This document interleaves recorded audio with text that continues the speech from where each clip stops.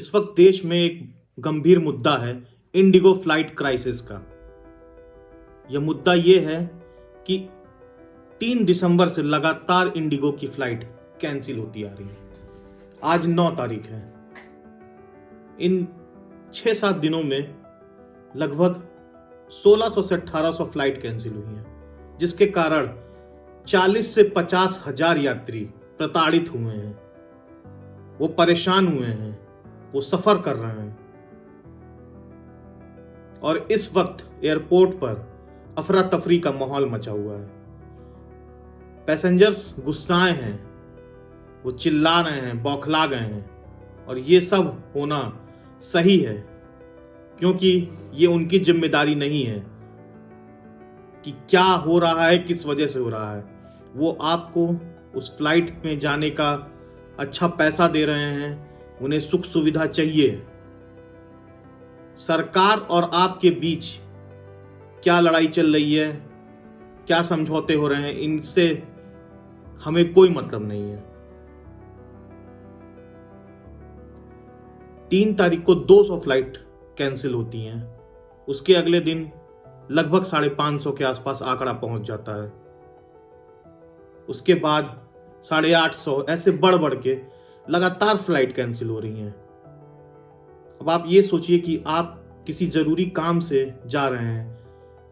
Flight आदमी इसी वजह से लेता है कि उसे किसी डेस्टिनी पे पहुंचना रहता है जहां उसे कम समय में पहुंचना रहता है, इसीलिए वो ज्यादा पैसे पे करता है। नहीं तो बस और ट्रेन में 2000-3000 में भी इंसान अपने काम के जगह पहुंच सकता है। अब वो फ्लाइट कैंसिल हो गई तो कैसे कैसे वीडियोस आ रहे हैं आप सोच नहीं सकते। किसी का एग्जाम छूट रहा है, किसी की नौकरी छूट रही है, कोई पत्नी अपने पति के अस्थियों को विसर्जन करने अयोध्या हरिद्वार जाने वाली थी, वो नहीं जा पा रही है। किसी के खुद का रिसेप्शन है जो इंटरनेट के जरिए वो अटेंड कर रहा है, क्योंकि इंडिगो ने फ्लाइट कैंसिल कर दी। इंडिगो पर भरोसा था और इंडिगो ने विश्वासघात किया है। इंडिगो ने लोगों का भरोसा तोड़ा है। आज 7 से 8 दिन हो गए, 3 तारीख से आज तक के दिन, और अब जाकर पीएम मोदी ने इस बात को अपने संज्ञान में लिया है, क्योंकि वंदे मातरम जैसे मुद्दों से उन्हें फुर्सत नहीं मिल रही थी। अब जाकर पीएम मोदी ने यह बयान दिया है कि नियम कानून बेहतरी के लिए बनाए जाते हैं, लेकिन उससे आम जन को समस्या नहीं होनी चाहिए। और यही कारण है कि जनता का सवाल पूछना बनता है। उधर नागरिक उड्डयन मंत्रालय का भी निर्देश अब जारी हो रहा है कि वो अधिकारियों को भेजकर जमीनी कार्रवाई करेंगे। मतलब इंडिगो मंत्रालय को नोटिस भेज रहा है, मंत्रालय इंडिगो को नोटिस भेज रहा है, ये खेल चल रहा है। इसी बीच जहां टिकट 4000 के हैं, 5000 के हैं, वो टिकट आसमान छू रहे हैं। अदर कंपनी इस समय आपदा में अवसर ढूंढ रही है। मामले में इंडिगो का कहना है कि उनके ग्राउंड स्टाफ नहीं है, उनके पास स्टाफ की कमी है, पायलट्स की कमी है। तो क्या आपको पहले से ही अंदाजा नहीं था कि आपके पास पायलट्स नहीं है, आपके पास ग्राउंड स्टाफ नहीं है, आपके पास अदर क्रू मेंबर्स नहीं है? ये अचानक कैसे हो सकता है कि 3 तारीख को अचानक पैसेंजर्स आते हैं और आप फ्लाइट कैंसिल कर देते हैं, वो भी 200 फ्लाइट? किस तरह का मैनेजमेंट है आपका? ये सवाल उठता है।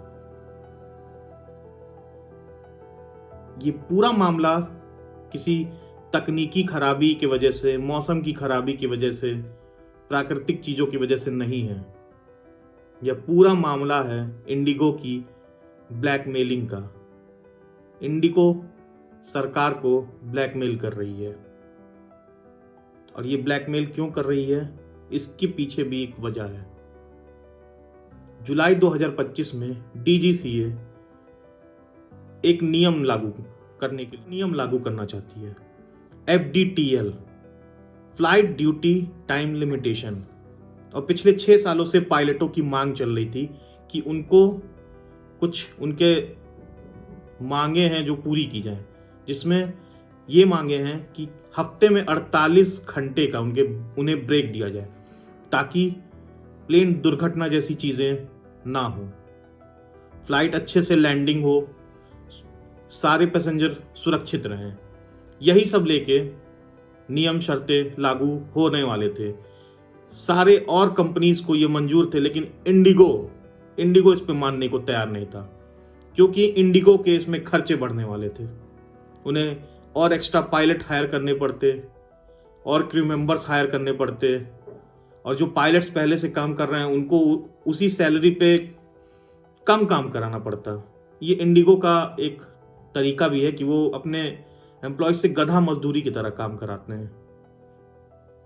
कम पैसे में ज़्यादा काम, एक आदमी ज़्यादा काम, यही करते हैं। और इसीलिए बहुत सी एविएशन मार्केट में क्राइसिस हुए, लेकिन इंडिगो को कोई फर्क नहीं पड़ा। 8,000 करोड़ का सालाना मुनाफा है इंडिगो का। यहां के CEO करोड़ों में सैलरी उठाते हैं, और इन्हीं सब कारणों की वजह से ऐसा है। और इंडिगो सरकार को ब्लैकमेल क्यों कर पा रहा है, इसकी वजह है मोनोपोली। इंडियन एक्सप्रेस की रिपोर्ट के हिसाब से इंडिगो का इस मार्केट पर, इस सेक्टर पर अकेले का 60 से 65% का कब्जा है। इंडिगो 400 से अधिक फ्लाइट चलाता है। 1200 घरेलू रूट्स हैं, जिसमें से 950 रूट्स पर इंडिगो की फ्लाइट्स चलती हैं, और उस 950 में भी 600 पर सिर्फ इंडिगो की फ्लाइट्स चलती हैं। तो आप समझ सकते हैं कि इंडिगो के अंदर किस तरीके का अहंकार होगा, क्योंकि वो अकेला मालिक है 60% का, और वो यही दबदबा सरकार को दिखाना चाहता है। इसीलिए उसने 3 तारीख को अपना खेल शुरू किया, फ्लाइट रद्द करके त्राही मचाने का। और आज यही कारण है कि सरकार को उन नियमों को कुछ दिनों के लिए टालना पड़ा है, क्योंकि इंडिगो की इसमें जीत हुई है, वो ब्लैकमेल करने में सफल रहा। आप इतना समझिए कि इतना खराब माहौल हुआ है एयरपोर्ट्स पे, लोग परेशान हैं। कोई ट्रेन से जा रहा है, कोई बस से जा रहा है, टिकट रिफंड तो कर दे रहे हैं। इसका क्या मतलब होता है कि आप आइए, हम आपको एंटरटेन करना चाह रहे हैं, मेरा मूड हुआ एंटरटेन करने का तो नहीं हुआ, नहीं तो लीजिए अपना पैसा जो दिए थे वापस लीजिए, जाइए। कहीं के क्या है ये? मतलब कोई ऐसे है क्या? ये जनता है, इन्हीं की वजह से आपका घर चल रहा है, इंडिगो कंपनी चल रही है। आप समझ क्या रखे हैं किसी को? उस एयरपोर्ट पर एक बाप अपनी बेटी के लिए चिल्ला रहा है, गुस्सा रहा है, क्योंकि उसको सैनिटरी पैड चाहिए। सैनिटरी पैड तक उपलब्ध नहीं है, वहां के स्टाफ देने में असक्षम है। आप हालत समझ सकते हैं। और सरकार को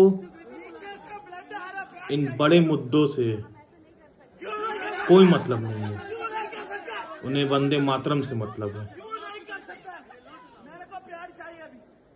इन बड़े मुद्दों पर बात करनी चाहिए, इन बड़े मुद्दों पर बात होनी चाहिए। हम लोगों ने मिलकर सरकार चुना है, तो हमारा सवाल भी सरकार से होना चाहिए, विपक्ष से नहीं। ये है डिजिटल जनतंत्र, और मेरा नाम है अविरल श्रीवास्तव।